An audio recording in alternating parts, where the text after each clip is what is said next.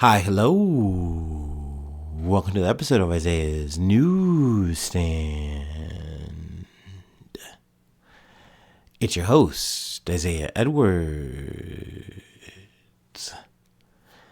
The date is March the 2nd, 2026.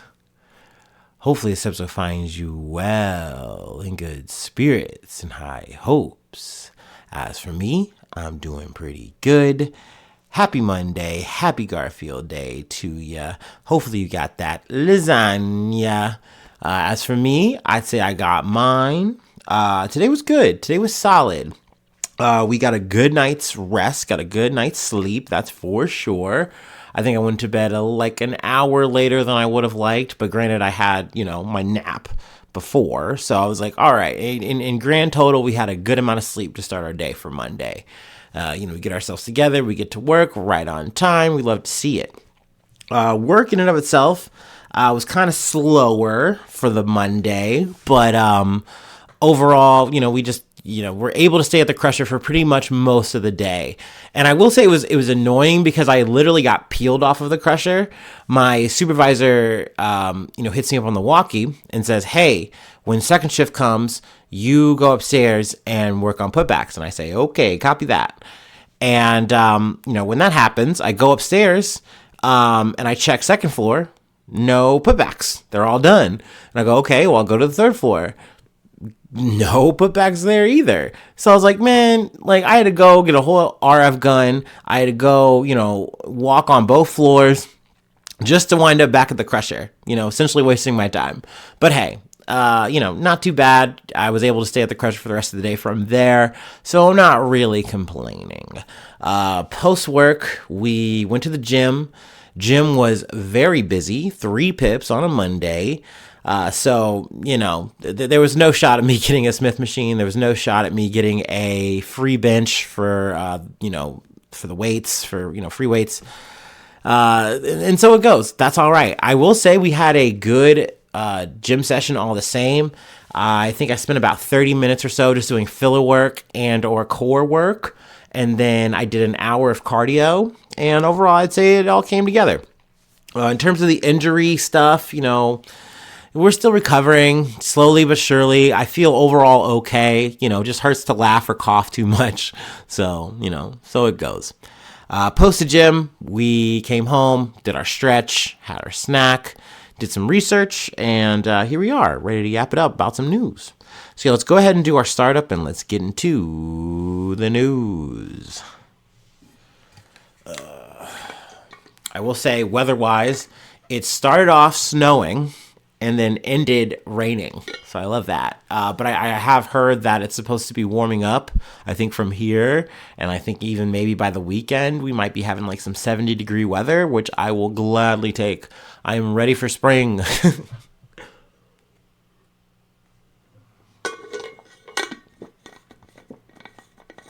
Oh, man. All right. My favorite part.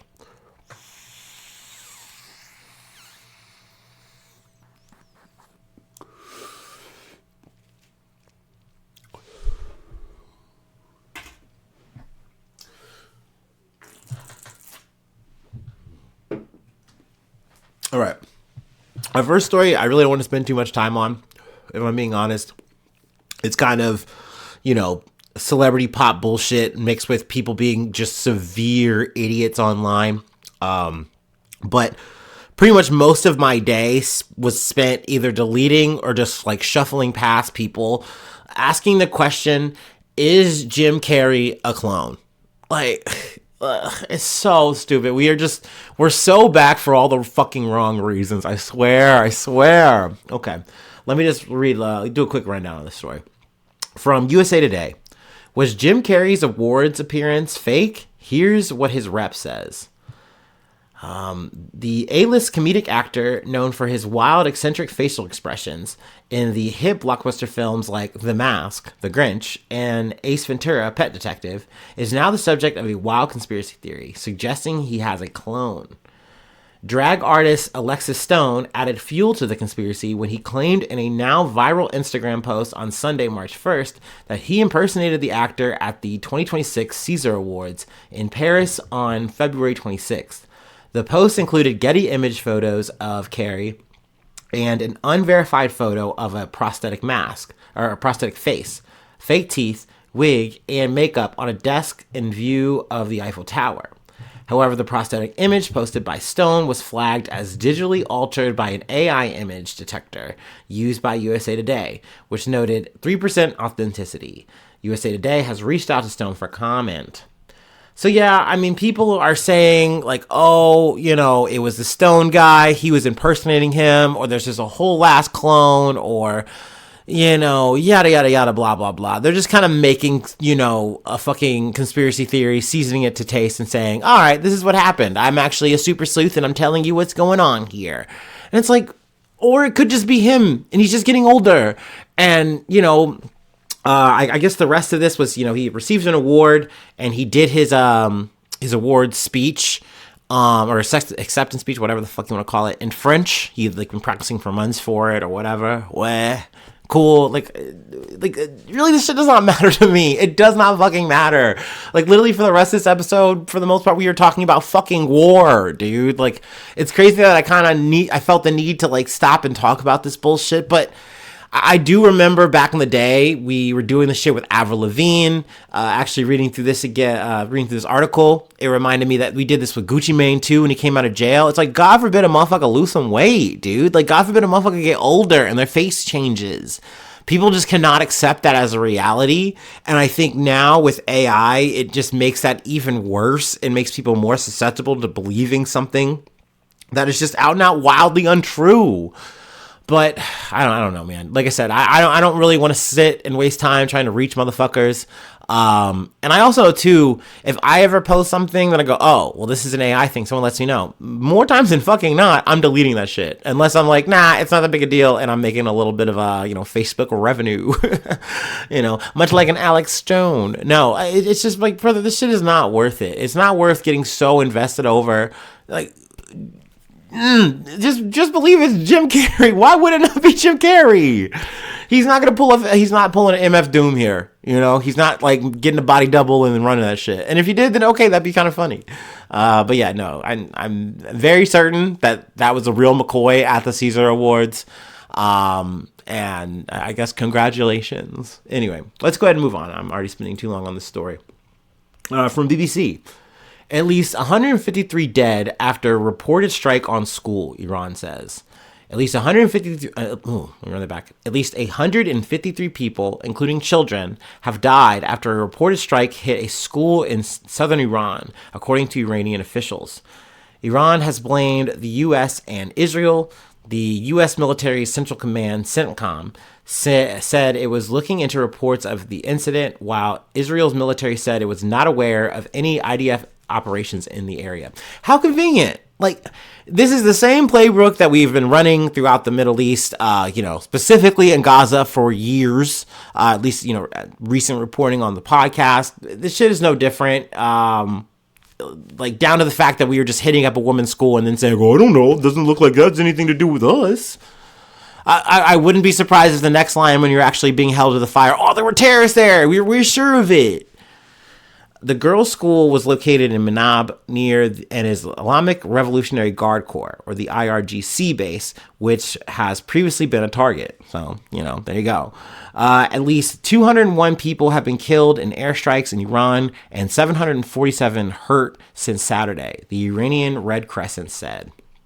Now, there's more details here, but I really just wanted to highlight the fact that you have a situation here where you have U.S. and or Israel essentially just committing a genocide, just continuing to do fucking war crimes, We're just changing the location. This is the new focus. This is the new quote-unquote war. So, yeah, that was the number that statistic I wanted to highlight there. Also, adding the fact, too, that Lebanon has now also been involved.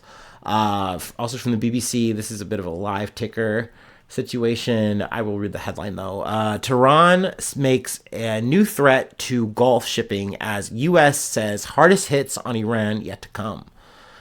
Now, I'm not going to read through all of these bullet points. Really just want to kind of focus on the Lebanon part here.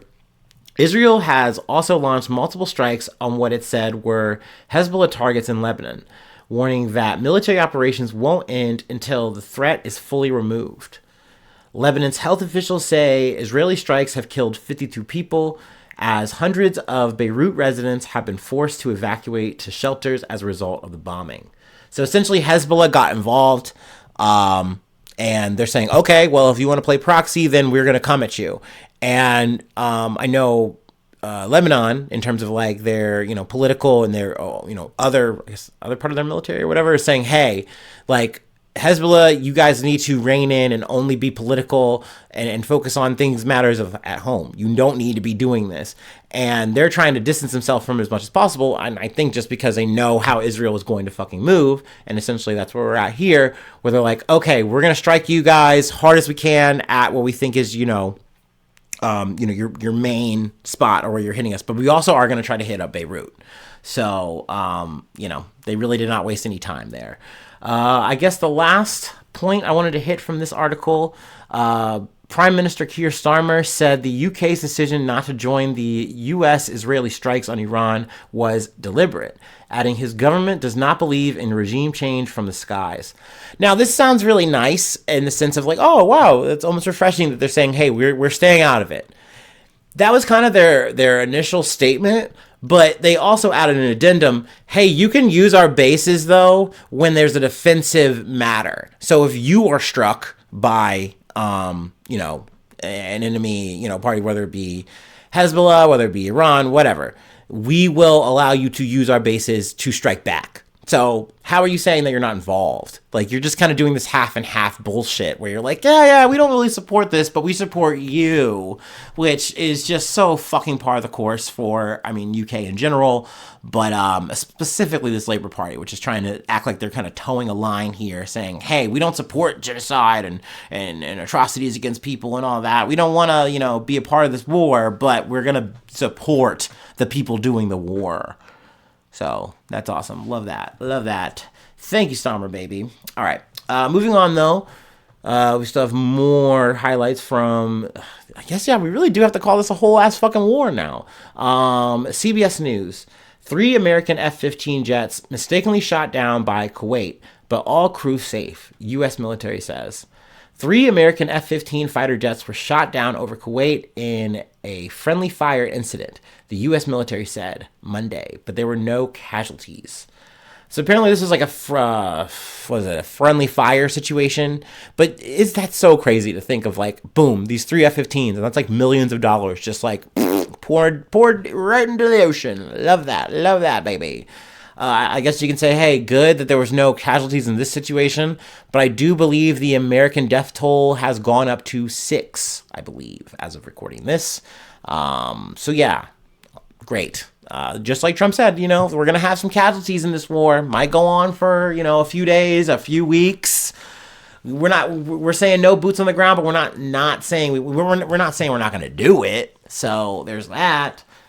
And also, mind you, too, I do not know what the end game is here. Like, essentially, you have Pete Hegseth saying, hey, we are going to stop them from launching missiles, period. We're going to hit their launch sites. We're going to make sure that they can't operate. And we're also going to make sure that there's no way that they can ever get nuclear armament.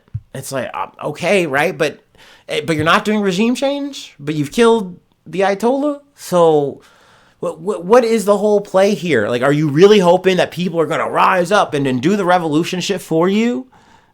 Okay. All right. Good luck with that. We'll see how this fucking shit shakes out. But, let's see. Those were the big highlights that I want to cover. Actually, let me backtrack a little bit here, because I think there are some things I'm missing from the BBC article. The U.S. Embassy in Riyadh has been hit by 2 drones, resulting in a limited fire and minor material damage to the building, according to the Saudi Arabia Defense Ministry. And from Iran, there has just been a lot of strikes in general, kind of like an all-out situation, hitting whatever they can. So they're essentially just trying to maximize damage, saying, hey, we know we might not do a big mass casualty situation, but we are going to make things as painful for America, for Israel, for everyone connected here. We're going to make that as painful as possible, at least in an economic sense, because we keep fucking with this shit and you guys have to keep defending it, keep worrying about it, keep repairing the shit. Then, like, that's a detriment to you. Like, and if we take some people along the way, then we're going to keep doing that too. It's also worth noting, too, that, of course, Israel is seeing, I think, fire as well, like, missile strikes as well. So, yeah, I mean, we really just kicked the whole ass fucking hornet's nest here, and we are indeed dealing with it. I believe, once again, that we are going to go Tuesday to Congress, and I think Trump or whoever is going to be pitching their case for the war and how it's going to be conducted from here on. I'm curious to see how that's going to go. I'm curious to see what Congress says and does there. But yeah, we can go ahead and move now off of the, Iran conflict, Iran, Israel, U.S. conflict. Man, what a menage a trois. But yeah, let's see. From ABC 7, Eyewitness News. United flight to New Jersey returns to LAX due to engine failure. Plane evacuated. A United Airlines flight was forced to evacuate at LAX over reports of an engine fire, according to the Los Angeles Fire Department. A ground stop was issued at LAX due to the aircraft emergency, but has since been lifted. A live camera view showed the aircraft on the airfield as smoke was reportedly seen near one of its engines. The aircraft was headed to Newark, New Jersey, but was forced to return to LAX around 11:20. The engine was still smoking roughly 40 minutes later. Smoking! Sorry, I had to.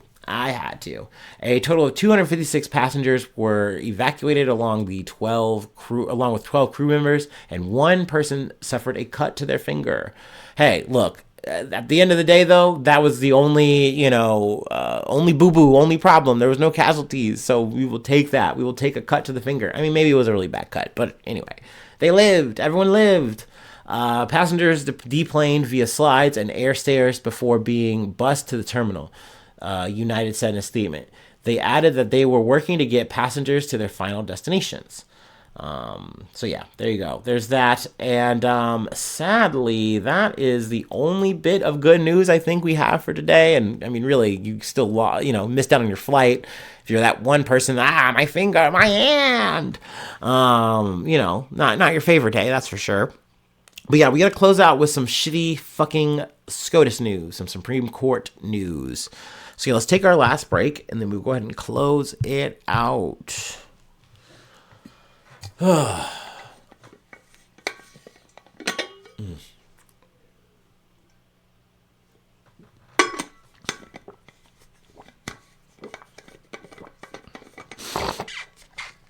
excuse me.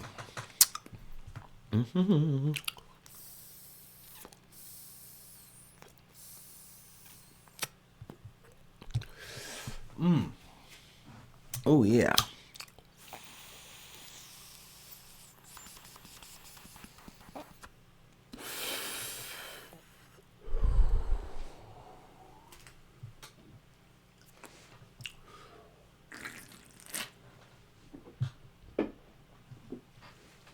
All right. From the Associated Press.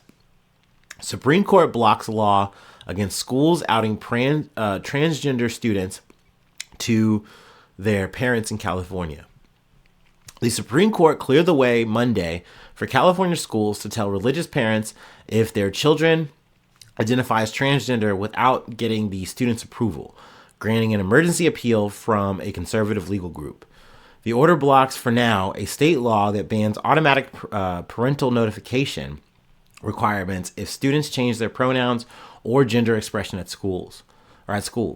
The decision comes after religious parents and educators challenged California's school policies aimed at preventing schools from outing students to their families. Two sets of Catholic parents, represented by the Thomas More Society, say it caused schools to mislead them and secretly facilitate the children's social transition despite their objections. Oh my God, you kept this secret from me! My child! Oh, I can't believe this! It's crazy that they really want you, like they want the teachers, they want the schools to literally snitch on these kids, to drop dime on these kids, to say, hey, excuse me, it seems that your child is expressing a desire to, change their identity, be more of themselves as best as they can be. And we just wanted to tell you that so that you could, I don't know, I guess put the kibosh on that or whatever. I mean, for me, this only further pushes the notion that, once again, the idea of privacy at any level, at any space, in any way, at any age, that's just not a fucking thing here. And we are willing to give that up, once again, for, a culture war fucking topic notion. It's like, okay, all right. Like you would think too, if we were talking about it in a medical sense, hey, this would be something that would be a protected thing. But once again, no. We get to be as invasive as we want to be because this is an icky bad thing to us. It makes us uncomfortable, it makes us unhappy, and we don't want to see our kids exhibiting this. So we have to nip it in the bud. So make sure to tell the parents. It's a frustrating fucking thing. It's just it's one of those things where it's a blow after blow after blow, and you just really don't see any stopping from this conservative supermajority. You're at least happy to see the three liberal justices actually say, hey, no, we are all in dissent here. I guess there's that for the record, historically, whatever.